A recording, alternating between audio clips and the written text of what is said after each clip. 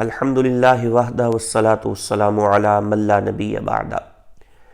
آج کا یہ ویڈیو بیان ریکارڈ کروانے کا مقصد یہ ہے کہ ہم قبلہ امام المدرسین حضرت علامہ مولانا مفتی فضل سبحان قادری صاحب زیدہ شرفہ کا مسئلہ افضلیت کے حوالے سے جو موقف ہے اسے واضح کر دے، کیونکہ ایک مرتبہ پھر جناب اشرف آصف جلالی صاحب نے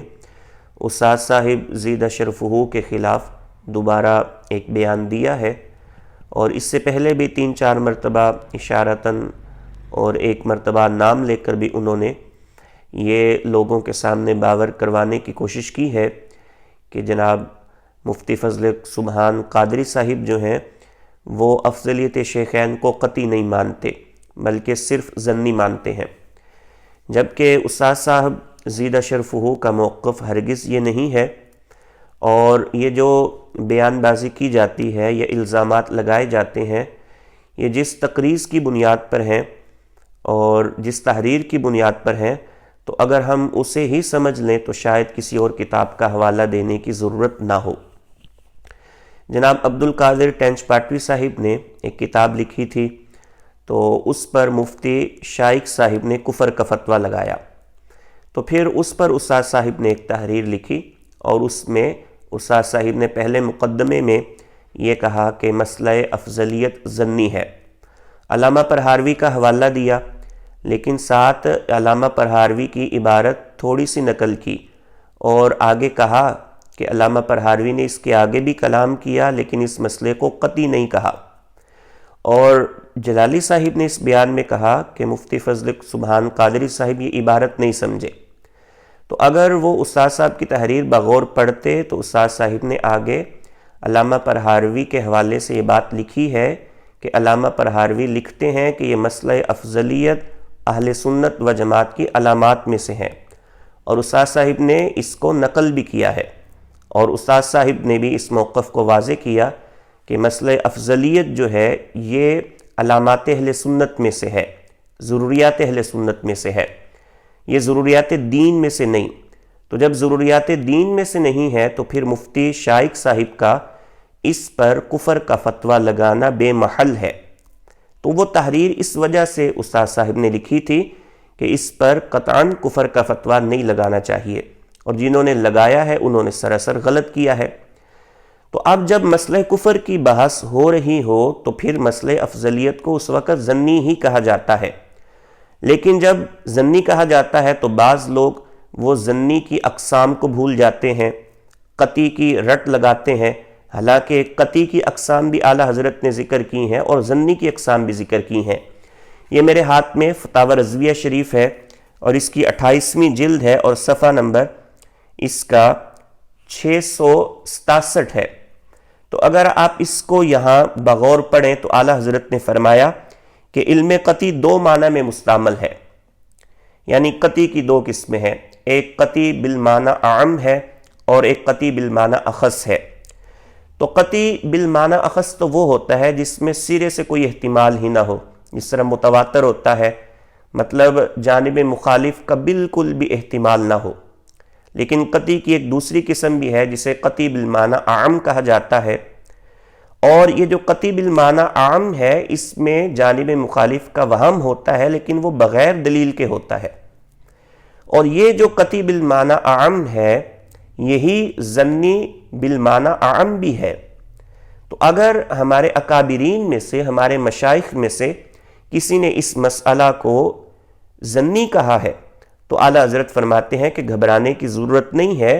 انہوں نے اگر ظنی کہا ہے تو وہ ظنی بالمعنی عام کہا ہے، اور ظنی بالمعنی عام اور قطعی بالمعنی عام میں کوئی منافات نہیں ہے۔ تو اگر آپ اعلیٰ حضرت کی یہ تحقیق کو پڑھیں فتاوی رضویہ سے، ظنی اور قطعی کی اقسام کو سمجھ لیں تو مسئلہ تو حل ہو جاتا ہے، لیکن آپ جو ہے ظنی اور قطعی کی اقسام بیان کیے بغیر، اور وہ تحریر جس مقصد کے لیے استاد صاحب نے لکھی وہ مقصد بیان کیے بغیر آپ استاد صاحب کے حوالے سے یہ تاثر دے رہے ہیں کہ وہ صرف اس مسئلے کو ظنی مانتے ہیں، قطعی نہیں۔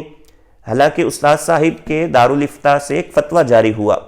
اس میں استاد صاحب نے بالکل اس بات پر تصدیق کی ہے، مہر بھی لگائی ہے،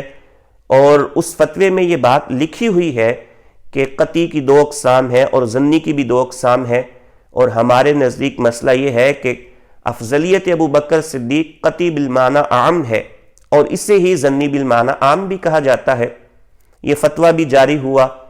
لیکن آپ نے اس فتوے پر غور نہیں کیا، یا یہ آپ تک پہنچا نہیں، یا آپ نے اس کی طرف توجہ نہیں کی، اور آپ نے یہ کہہ دیا کہ مفتی فضل سبحان قادری صاحب اس مسئلے کو قطعی مانتے ہی نہیں۔ تو جب آپ قطعی کا انکار کرتے ہیں تو لوگ سمجھتے ہیں کہ مفتی فضل سبحان قادری صاحب اس مسئلے کو کسی بھی معنی میں قطعی نہیں مانتے، حالانکہ یہ سراسر غلط بیانی ہے۔ آپ مسئلے کو وضاحت کے ساتھ اگر بیان کریں اور استاد صاحب کا جو موقف ہے وہ بیان کریں، تو استاد صاحب کا تو بالکل وہی موقف ہے جو فتاوی رضویہ میں اعلیٰ حضرت رحمۃ اللہ علیہ نے لکھا ہے۔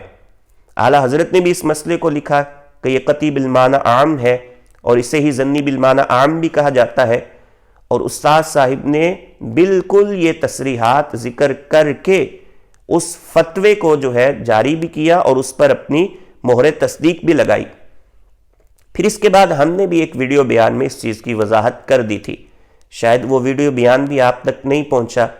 تو آپ نے اس ویڈیو بیان کے بعد بھی اور یہ جو فتویٰ جاری ہوا اس کے بعد بھی آپ نے 3-4 مرتبہ اپنی ہی جناب مجلس میں بیٹھ کر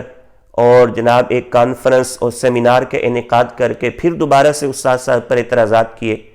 اور وہ جو آپ کا توحید میڈیا چلانے والا بندہ ہے وہ بھی جناب ٹائٹل میں لکھتا ہے مفتی فضل سبحان قادری کا رد۔ بھائی رد کس بات کا؟ کیا وہ قطعی کا انکار کر رہے ہیں؟ اگر انہوں نے ظنی کہا ہے تو وہ ظنی کس معنی میں کہا ہے؟ حالانکہ اگر آپ استاد صاحب کا رد کرنا چاہ رہے ہیں تو کم از کم ان کا موقف سمجھیں، اگر سمجھ نہیں آتا تو ان سے پوچھ لیں، لیکن آپ جو ہے وہ صرف اور صرف رد کرنے پر تل جاتے ہیں بغیر تحقیق کیے، بغیر پوچھے، اور عوام الناس کو اور علماء کو جو ہے وہ آپ صرف ایک طرف لگا دیتے ہیں جبکہ حقیقت آپ چھپا دیتے ہیں۔ تو ایسا آپ کو زیب نہیں دیتا، اور پھر ایسی شخصیت کے خلاف یہ پروپیگنڈا کرنا کہ جو 60 سال سے زائد عرصہ ہے مسند تدریس پر بیٹھ کر اہل سنت کو، جس نے سینکڑوں ہزاروں علماء دیے، مفتیان کرام دیے، تو آپ ان کی خدمات کا یہی صلہ دے رہے ہیں کہ جو ان کا موقف نہیں، آپ وہ موقف لوگوں کے سامنے بیان کر کے ان کی شخصیت کو متنازع بنانے کی کوشش کی جا رہی ہے۔ تو قبلہ ڈاکٹر صاحب، آپ وہ استاد صاحب کا فتویٰ پڑھیں، اور یہ قطعی اور ظنی کی جو اقسام اعلیٰ حضرت نے لکھی ہیں اس کے تناظر میں وہ مفتی فضل سبحان قادری صاحب کی تحریر پڑھ لیں کہ جب مسئلہ کفر کے اندر یہ بحث ہو رہی ہے کہ یہ مسئلہ ظنی ہے تو پھر اس میں کیا خرابی ہے؟ جب مسئلہ تکفیر میں بحث ہوگی تو ہم اس مسئلے کو ظنی ہی کہیں گے۔ تو اب آپ سمجھ لیں کہ وہ ظنی کس معنی میں ہے، جبکہ استاد صاحب اسی تحریر میں فرما رہے ہیں کہ یہ ضروریات اہل سنت میں سے ہے مسئلہ، لیکن آپ اس کی طرف بھی توجہ نہیں کر رہے۔ تو قبلہ کوئی مہربانی فرمائے، ہماری جو معتبر شخصیات ہیں اہل سنت کی انہیں متنازع بنانے کی کوشش نہ کریں۔ اللہ تبارک و تعالی ہم سب کو اہل سنت و جماعت کے متفقہ جو عقائد ہیں اس پر اللہ تبارک و تعالی ثابت قدم رکھے، آمین۔